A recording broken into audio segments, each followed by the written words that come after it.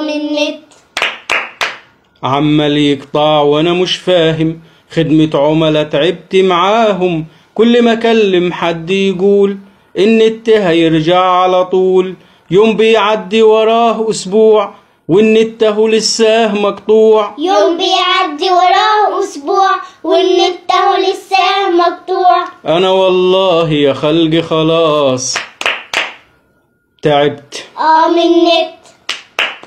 باقة اخرها 10 ايام، ليه يا جماعة بجد حرام، ده انا بطلت خلاص تحميل، غير كده نت بطيء وتقيل، الانترنت المحدود سرقة ونصب ماليها حدود. الانترنت المحدود سرقة ونصب ماليها حدود. انا هرمي الراوتر ده خلاص، زهقت طول الوقت، والحل لسه زي ما هو، وانا عمال اصرخ وبجوه، هلغي الخدمة خلاص علشان انا جربت يجيلي جنان.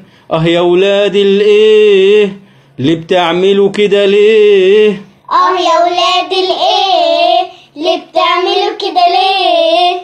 فلستونا ونفضتونا ما عادش في جيبي جنيه، ليه ليه ليه؟